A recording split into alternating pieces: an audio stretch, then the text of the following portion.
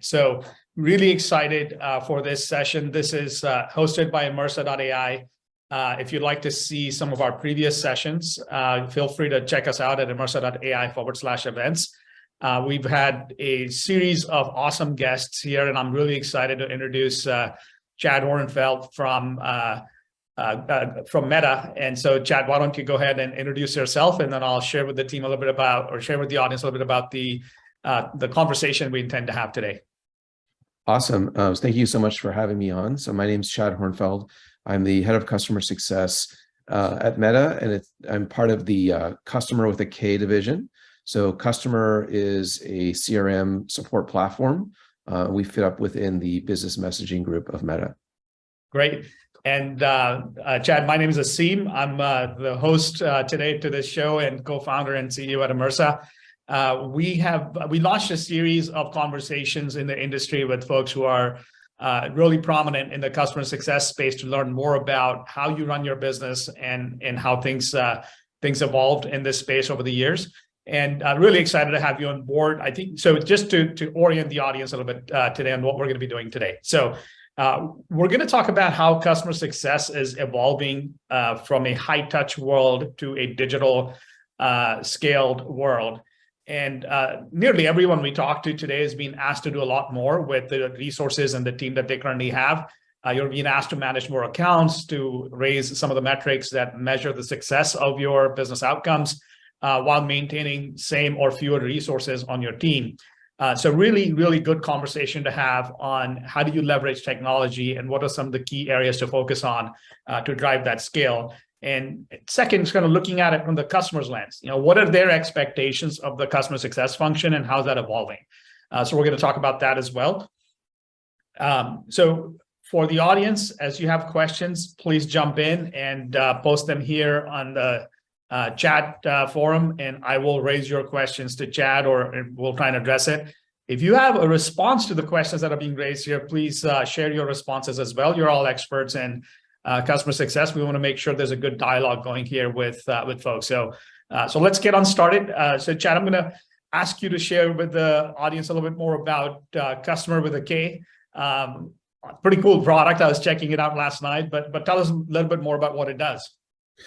Sure. So in terms of our company, in terms of our product, so the company's been around since 2016, and really what we do, our main goal has always been to provide a better experience for our customers. And we mostly work in the B2C space. So if you're interacting with a site, maybe there's a clothing company that you buy from online. Some of our customers include Ring, Abercrombie and Finch is another one. If you're buying things online, you're interacting with people, like typically either through chat or through email or through SMS. Our system's an omni-channel support platform, so we handle all of that information. And what we're trying to do is take all that information from different sources and making sure that it's available to the agents who are trying to help you and trying to service you. And what we found in the past is that all this information was in disparate sources, and people were really being treated as tickets. And we really wanted to change that and create conversations with individuals, because companies are shopping with people. They're not shopping with tickets. They're not trying to have people be treated as tickets. I don't want to be treated as a ticket. So that's kind of how we've changed things. And within Meta, really what Meta is trying to do is transform how companies are communicating with consumers. And they see us as a really phenomenal way of doing that, and leveraging the different channels that Meta has that we currently integrate with. And so it's really just facilitating more of where we're seeing people and businesses progress, where it's moving away from some of those traditional channels like voice, email, and more into that conversational messaging type format. That's great. So is this, just to kind of orient us and orient the audience, Meta is the parent company to Facebook and recently acquired Kustomer. I believe it was earlier this year. Is that correct? Yeah, the acquisition was completed earlier this year. That's correct. Yeah. So it's really interesting to kind of put customer success together with Meta, and so kind of help us understand the use case. Is it more B2C oriented businesses that they are interacting with, is why they acquired you? What was kind of the rationale behind the acquisition? Yeah, I think, just what I had said before, it's really around they're seeing, a revolution in terms of how consumers want to communicate. They want to communicate through messaging. I mean, think about this morning, how many messages have you already sent to your friends and family? And in a similar way, why should businesses be communicating in a similar way? And that's kind of where customer fits in, because it can help facilitate that type of communication. It's a very powerful CRM system. It allows for lots of different automation, and it allows for AI, which is I'd say an up and coming part of the different tool sets that companies can use. Because the other trend that, we see within the customer experience space is that people don't want to necessarily speak to anyone. They really just want to get their answers, and they want to get them quickly. And there's lots of, simple use cases like, where's my order? Or, just even if there's delays or anything like that, where, you can proactively message, as well as when people are trying to figure out where their packages are. All of that information and all those types of requests can be handled in an automated way for the most part. And so that's kind of some of the things that our system facilitates. And this, in turn, can help a lot broader market than what customer was doing previously. Yeah.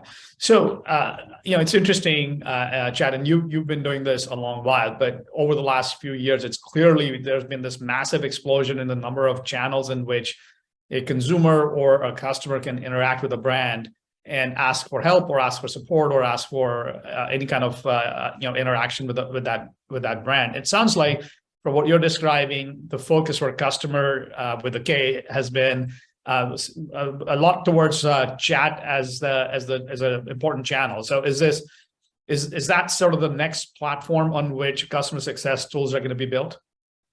I mean, possibly. It's not necessarily just chat. I think that even some of the traditional channels like voice and email are still very important.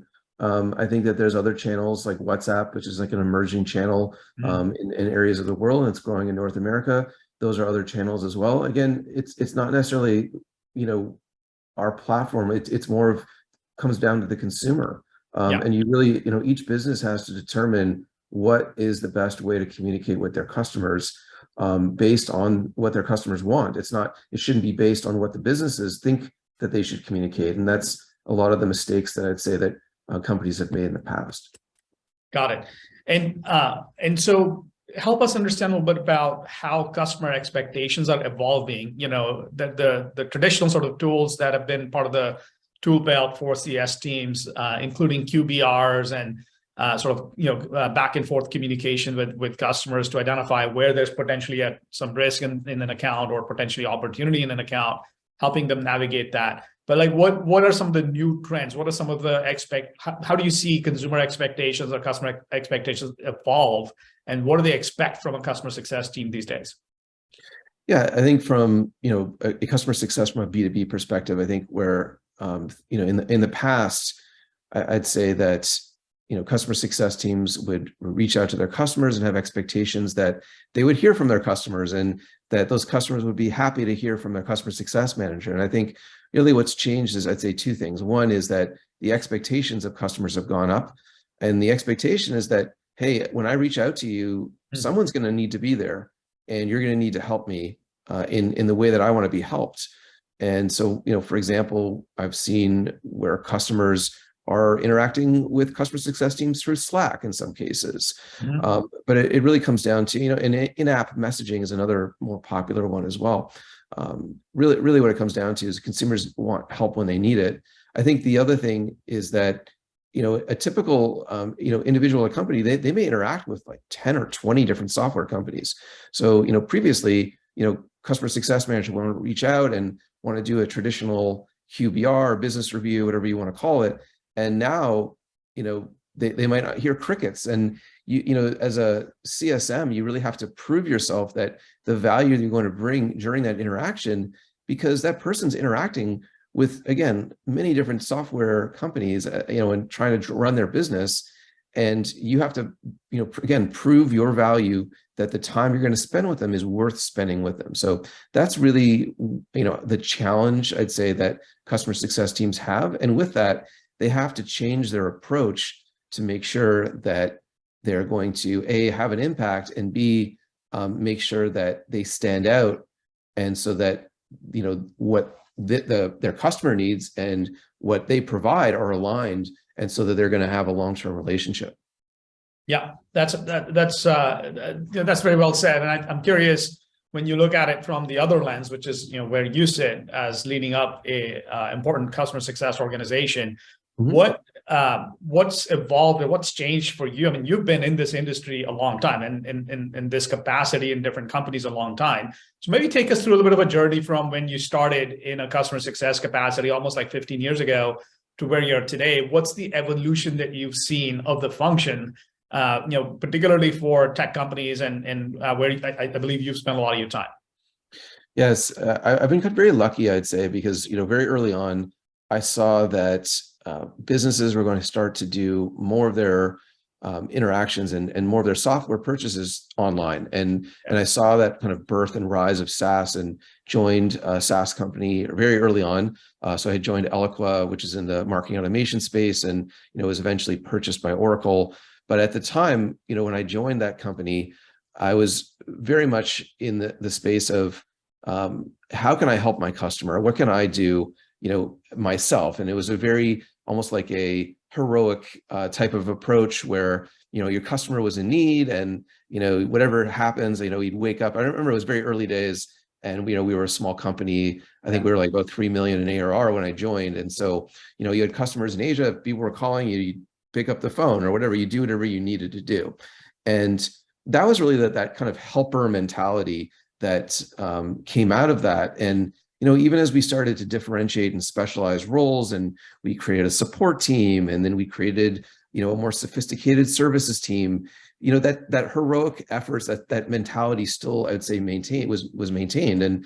And then how that it's evolved is that we started to see technology start to come in, and similar to other functions like sales and marketing, where they had their own tools like Salesforce.com, and then on the marketing side of Eloqua and Marketo, customer success started to have its own tools. And so then we start to see greater efficiency, because we'd start to have data that we can leverage that's really at our fingertips, and that can help us prioritize where we need to focus on. And I think it also added some rigor to customer success as well, where tracking things in more of a central place, we're understanding when we need to reach out to our customers. And I think, the next step, and where we have kind of gotten to today, is I'd say on a twofold. One is the technology is just so much better, and it's more specialized. So not only do we have, these customer success platforms, but we have platforms for onboarding, we have platforms for pulling together data and making sense of data. And on the other area is that we now have operations, and so we now have teams that have been set up either specifically within customer success, or maybe part of like revenue operations or a greater operations group that are there to help the customer success teams to help them scale. And then the other part of this is that it used to be a very high touch one-to-one approach. And that's really evolved as well, where customer success managers, that used to be equivalent to customer success. And that's really not the case anymore. It shouldn't necessarily be this whole idea of that a person is customer success. Customer success, is, I would say, a function. And within customer success, we need to leverage technology, people, and process to deliver on what the goals are of that customer success team. And it's just a lot more than that high touch approach. Yeah. So I think you kind of covered three key aspects of how the customer success roles evolved over the years. Let me dig a little bit deeper on the technology aspect. And I'd love to hear from the audience, like, what are some of the CS tools you're using today, just to kind of get a sense for what kind of tools and technologies you interact with now. Sean, thank you for your response. Really appreciate it. But I kind of heard four categories in your narrative. One is obviously the CS platforms that are the backbone for a lot of the CS teams and where they spend their time every day. Second, sort of this onboarding tools and sort of driving adoption based off of that onboarding. Third, I heard was around operations teams supporting customer success organizations. And then the last one, which is in fact where we as Amersa play, is around data platforms that support these different technologies to figure out what's going on in an account and kind of provide an intelligence layer at an operational level. So that's sort of what I took away from that narrative. Now I want to touch on these a little bit and go a little bit deeper in these areas. You obviously have a lot of experience with these different tools. And I'd love to hear how, what tools are being utilized by our audience today in the different technologies. But just where do you see there's been strong evolution of technology and it's, it kind of meets the need of the organization today versus where there are opportunities for growth? I'd love to hear like where there's maturity and where there are gaps in tech platform, in the industry, not necessarily any particular tool, but in the industry. Yeah, I think that there's definitely a lot of maturity around the 360 view, let's say, of the customer. So it's really like where that technology started from was geared, I'd say, to the customer success leader to give them greater insights and help them organize their information, as well as the customer success manager to help them organize their day, to give them insights and to keep everyone accountable. And I think where it's progressed to is, again, it's kind of beyond the actual customer success manager. It's thinking through technology to communicate to the customer to help them deliver their outcomes. And so, what we've started to see is customer success platforms integrating different communication channels so that it's not just the customer success manager that's reaching out to the customer, that a lot of that communication can be automated. So we're seeing things like, email automation, things that were traditionally, let's say, in marketing being, added into these customer success platforms, as well as in-app as well. So that's just creating, a more sophisticated customer journey, the differentiated journey based on different segments. And I'd say then the other parts in terms of, where that, technology is continuously, changing and progressing is, there's been more of a focus, let's say, on onboarding. I think there's at least 2 or 3 or more vendors that are focused very specifically on how do we create the best experience for that customer that's just coming on board, and a lot of automating those experiences as well. And then the last part I would say in terms of a lot of things that I'm seeing as of late is how can we take all of this data that we have that it could be usage data, it could be support data, it could be customer survey data, and pulling that all together to glean insights from that. And then that can drive other initiatives that companies have. It could be, again, going back to like automating communications. It could be creating alerts for people on the CS team that these are customers that they need to focus on and reach out to.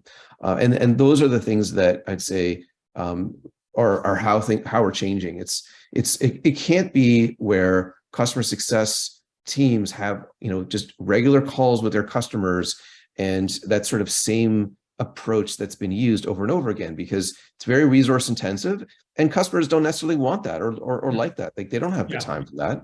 So it's best to leverage the data and then reach out to that right customer at that right time with the right piece of content that's going to help them achieve what they need to achieve.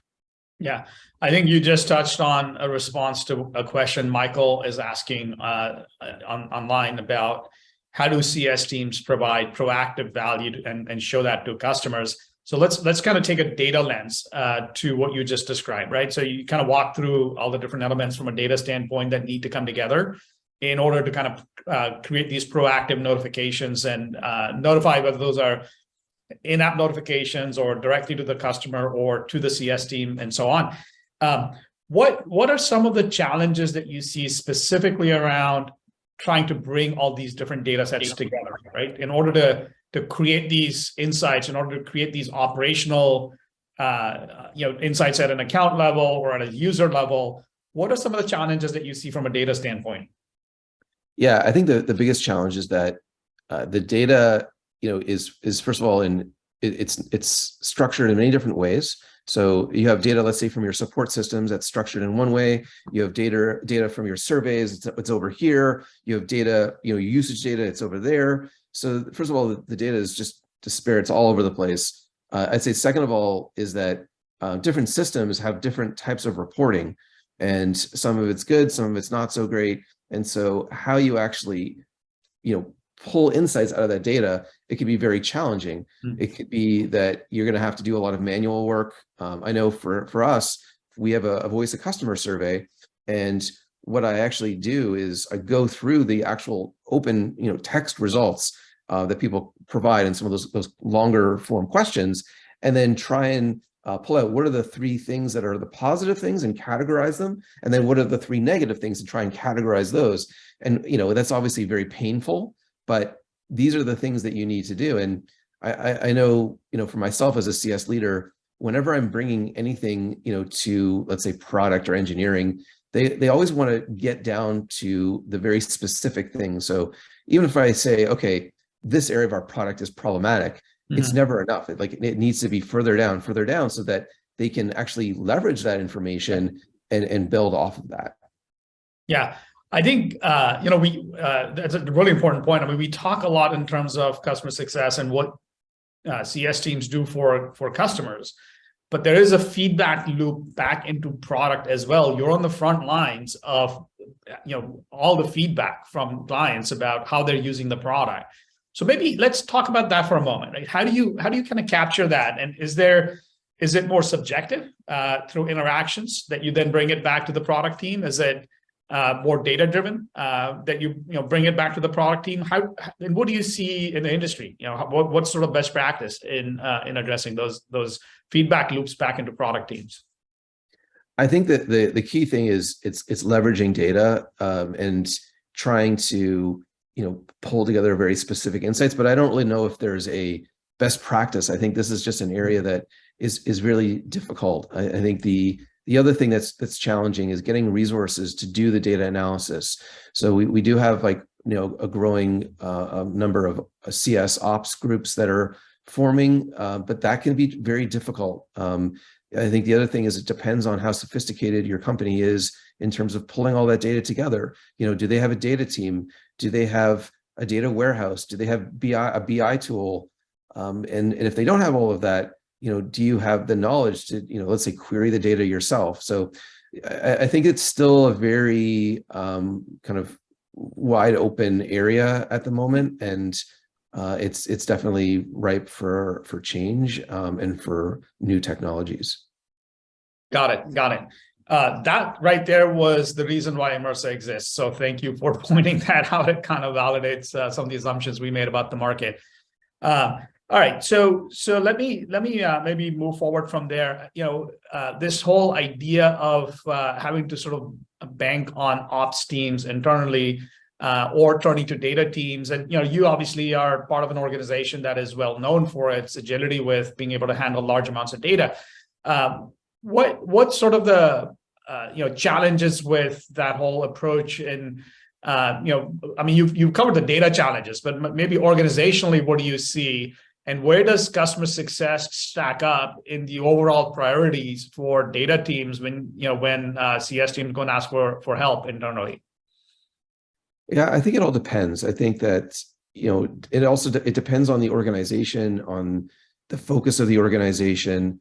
As companies move from, I'd say, the traditional high touch to more of the product-led growth, data becomes even more important. Because a lot of you have a lot more customers typically, and you are looking at not some of these larger trends, but I would say even like finite elements. So as an example, there might be something in the onboarding onboarding setup that's been created by the product team where they're noticing that customers are tripping over a certain step. They're not getting past a certain step, and so they might find that there's a button or maybe an element that the user requires more training, and they might come to the customer success team and say, hey, this is an area our customers are struggling. Perhaps that you can create a webinar to help our customers as part of the onboarding process so that they understand how to do that. And rather than, having to, let's say, restructure the entire product, it just might be, it's just an area that you can teach customers. So I think that those are some of the differentiators in terms of how companies might look at data. I think it also depends on, what was the origination of the company. Some companies, their founders come maybe from a data engineering background, or maybe that's kind of the core of the product is around AI. Again, it depends on company to company. I think the key thing today is that some companies have embedded that more in their company from the start, and other companies are catching up and realizing that if they don't invest there, then either they need to invest, and that might require a data team, or they need to look at the right technology that can help and improve what they're doing today.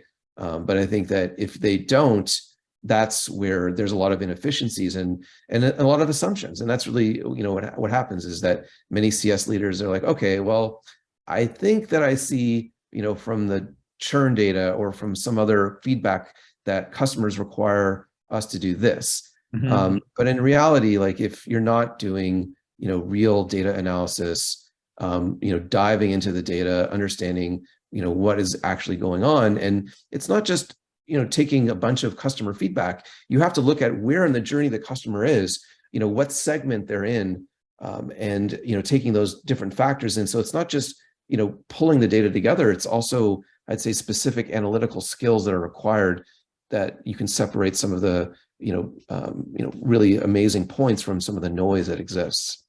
Got it. So I think Chad, you kind of touched on all of the data related issues pretty well there. Now let's maybe shift gears and talk about metrics, right? So data eventually has to feed into metrics, and you actually mentioned a couple of them as you were going through that previous response. So what are, from your lens, obviously, like when we talk to folks in your position, we hear about net revenue retention as kind of the primary metric on which a lot of the CS teams' success is being measured internally. But when you look at the problem of how is my team performing, and are we delivering to our customers' expectations or to the business's expectations, what are some of the metrics that you look at, and then what are the top 2 or 3 things that you personally pay a lot of attention to? Yeah, I look at metrics in 2 ways. So I look at it from a lagging metric perspective, and so these are things like net dollar retention rate, and so that's involves, not only is it looking at customer retention, but it's looking at customer growth. So how much, and it's looking from a revenue perspective. And so it's a very important metric. We want to make sure that we're trending there in the right direction. We look at gross dollar retention rate as well, which is looking more focused on the revenue retention rather than growth.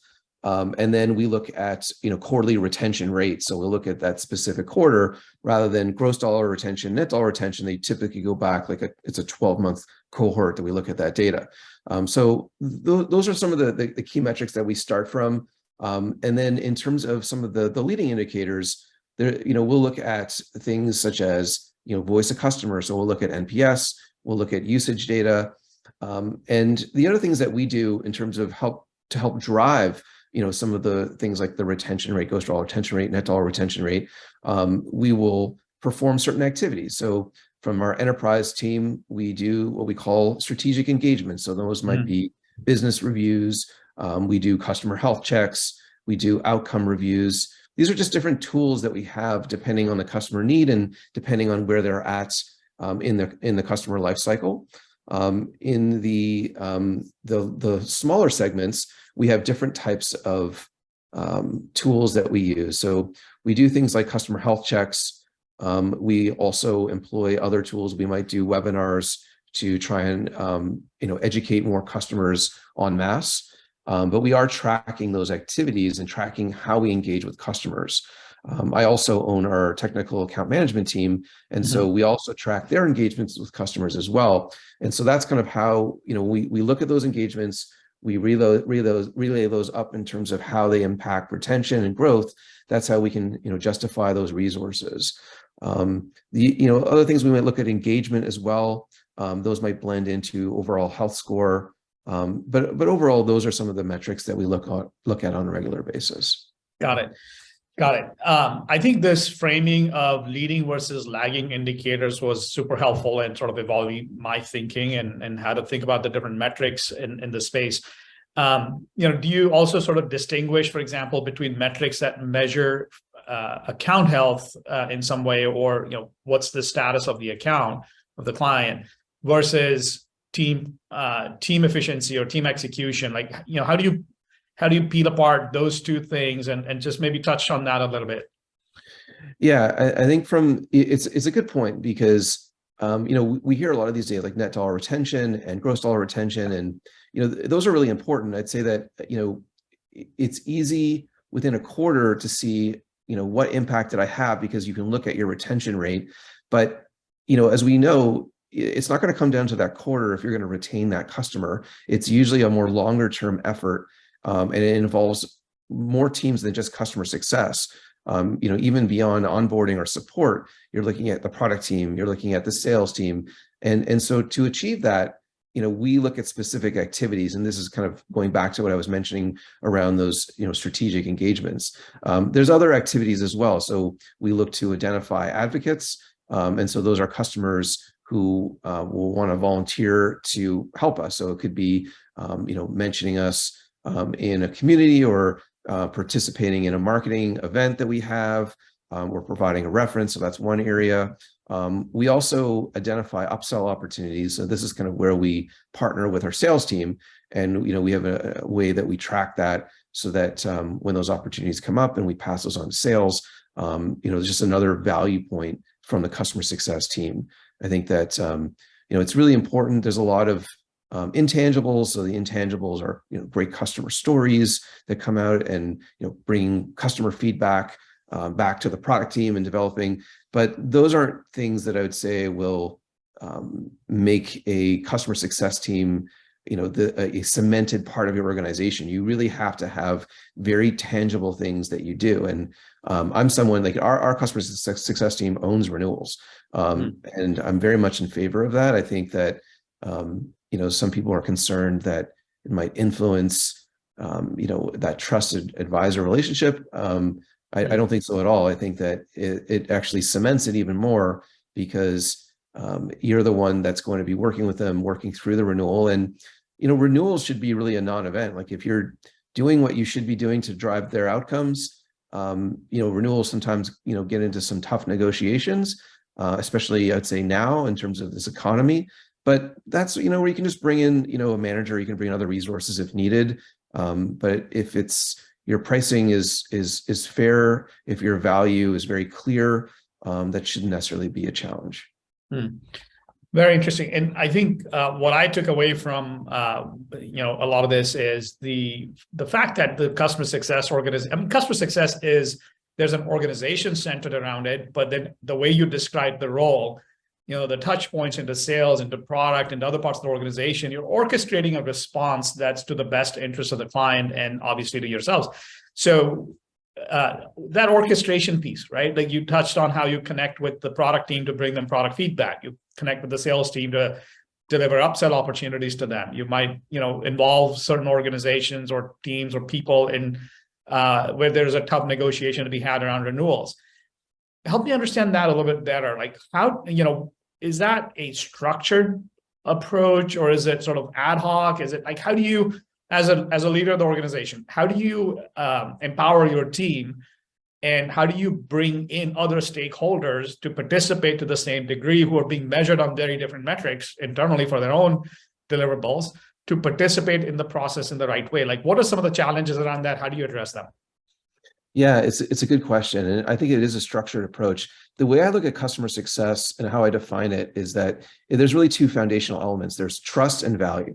And so, and traditionally we look at it from a customer perspective. If the customer trusts you, then they're going to be willing to, learn more and get more value. And if they're seeing value, then that actually reinforces the trust that they have in you. And obviously in the reverse, like if your system goes down, that breaks the trust, and obviously they don't get value.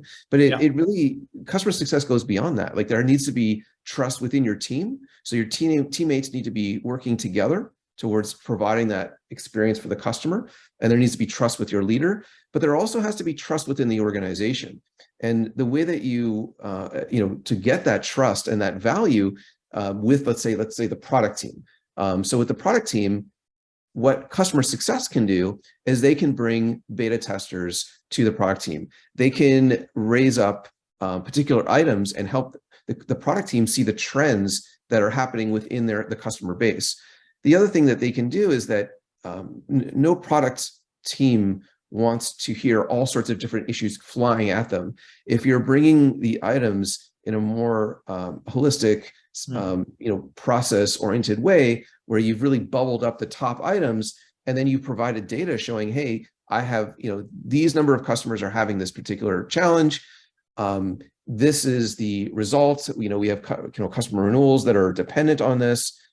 That's kind of how you can develop that relationship with the product team, rather than having like 20 different people, screaming at the product team. It's really providing that relationship of respect and helping each other and being very empathetic. And this translates across all teams: marketing, sales, finance. And really what I try and, work on with my team is that, we really want to set the example for the rest of the organization. We want to be the voice of the customer, but we need to do it in the right way. And it's hard. As a customer success manager, you've got a customer that's yelling at you. And your first inclination is to yell internally, because you want that customer to do well.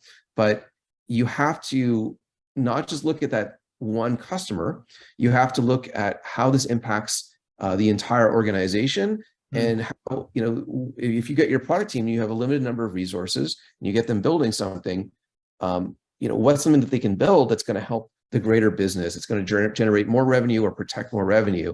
And so if you create those internal processes and those ways of communicating, then you're going to develop a much better relationship across the organization. So we've got escalation channels that for product. We have like the leadership between product engineering and CX that meet together on a regular basis, and that's kind of where we let out some of those. But it could be frustrations, it could be just broken processes, it could be processes that are outgrown as your company changes, and you really have to have those types of points in place, because as you said, you're going to have different measurements between the different teams, different priorities, and you have to have those outlets to make sure that there's alignment.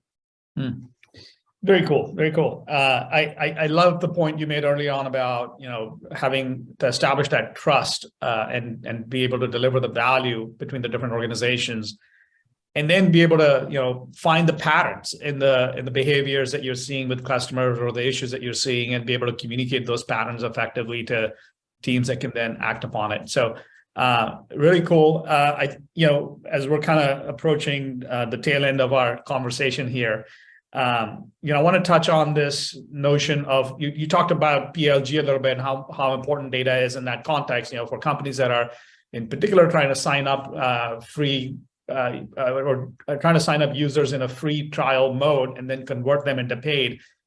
Tell me a little bit about what role do you see customer success organizations play in that process? Is it primarily a sales function? Is it primarily a marketing function? Marketing obviously has to bring people into the funnel, but then who's responsible for onboarding, for driving adoption, for driving conversion? That's a very high touch kind of or I would imagine not high touch, but more sort of orchestrated process across different departments. And so what's sort of your view? And I know you customer also offers that as an option, right? So how do you guys manage it yourself? Yeah, so it's a good question. I think that it's something that is evolving over time. But I think to what you were saying, like marketing is responsible, I would say, for bringing in people to the site, bringing people to start to take the trial, and then in terms of trial conversion, I think that it involves a number of different pieces. It involves the product, so making sure you've created a really great experience for that new person that's trying out your product, and I do feel that's more of a product led function. But the product team is going to leverage the experience from the customer success and customer experience teams to better understand, like, what does that customer need to do to be successful? What's going to be those first and second value points, and take all that information, kind of bubble that up into the product. And in terms of supporting those customers, I think that your support team's most likely involved. It depends on the complexity of your product. You might have it so that you have maybe some sales development representatives, or potentially even like sales executives. I don't, it depends on the type of trial and the type of product that are communicating with those customers directly. But I would say that that's the period which, going back to when a customer needs your help, are you going to be available? And if I am trying out your product and I'm making a decision if I want to continue using it or not, I better get some immediate help if I get stuck. And so again, like that's where you might need to have like, support, like your actual support team helping those trial recipients. I haven't, like, we're not involved as a customer success team. We've kind of, created that barrier where we're handling customers, after they've actually converted and become a paid customer. But that could change. Again, it's very fluid there, I would say, at the moment, in terms of what different businesses do. Got it. All right. So final call out to attendees. If you have any questions that you'd like to raise, please bring them up now, and we'll cover those. From my lens, Chad, this has just been an amazing conversation. It's so informational and added to my understanding of how teams operate in this setting. Over the last few months, clearly the macro environment has turned, and there's been, we interact with a lot of different organizations and teams, and particularly in the SaaS, B2B SaaS industry. What's your advice to people who are either thinking about starting a career in customer success or who have recently been laid off and thinking about what next? What advice would you offer to folks? And I know it's very different populations, but what's your advice to both of those? Yeah, so you asked, like, in terms of breaking into customer success or just handling this macro breaking into customer success, or if someone's recently been laid off from their current role in customer success, what's your advice to them? Yeah, I think that, a couple of things in terms of breaking into customer success. My advice that I give to everyone is that, before customer success, like what you're doing today is you've most likely specialized in some area. It could be education, it could be finance. You have, and really what you take from those experiences is that you have a lot of domain experiences. So my suggestion is to look for companies that have some sort of software that support those domains that you already have experience in, because I know that if I'm working with a software company, I want to know that they've done what I've done, like they know me well. And I think that, you can leverage that to help you, get in and at least get an interview. But along those lines, like, networking is extremely important. So there's really great communities out there, like a Gain, Grow, Retain. Another source of information, that I'm part of is the Success League, and, going to Success League, signing up, there's a bunch of us who have been doing this for a while and just getting more knowledgeable in customer success. And, to those who are laid off, I think in a similar way, one is, definitely thinking about what it is that you love and, what is it, the things that you don't necessarily like. So as an example, if you've been in customer success and you actually feel that you prefer, maybe more on the operational side. And so that might be something that you might be, want to further explore and specialize in. I think, kind of what we've talked about today is that customer success is definitely becoming more specialized. It's not this sort of, hero that sort of did everything. And then obviously, like, networking, reaching out to people, asking for help. There's many people that are hurting right now, many people in a similar situation, and people will help you. You just need to necessarily, reach out to them and ask them. Yeah, I couldn't agree more in terms of the value of networking and being true to what you want, sort of being able to explicitly state that. And you'll be surprised at how opportunities start to show up once you express your intent and you reach out for help. Good advice, Chad. And as always, I really appreciate you making the time here today to meet with us. You've already been kind and generous with your time to advise us in terms of how we're building Immersa and what some of the things for us to focus on. And I know this conversation is going to be very, very valuable to our audience, as particularly on the customer success side, as people are thinking about how they evolve their organizations, where they take them next. For the audience, we will post a recording to this webinar shortly on our website. So please feel free to share it with your friends and colleagues who weren't able to join today. And we have a very exciting guest that will be joining us for our next webinar in this series in early mid-December. We'll announce the date. The guest is Jan Young. Some of you may know her already. She is brilliant and We've had a couple of conversations with her. I'm really impressed with what her understanding of the space and what she brings to the table. So look forward to that next one, and we'll send an invite to everybody here to be a part of that. Chad, thank you for your time today. And for people who would like to reach out to you, what's the best way to connect with you? Yeah, you can go to LinkedIn and connect with me on LinkedIn. And that's the best way. Feel free to reach out if there's any questions you had from today. Awesome. Thank you. And you know how to reach Chad. You can find him on LinkedIn. You can find Immersa at immersa.ai. And we would love to continue this conversation with anybody who's interested in learning more, would like to share ideas on customer success and the role that data is starting to play in evolving this particular aspect of the organization. So thank you all for your time, and we'll look forward to seeing you in a couple of weeks. Bye. All right. Thank you. Thank you, Aseem. Appreciate it. Bye.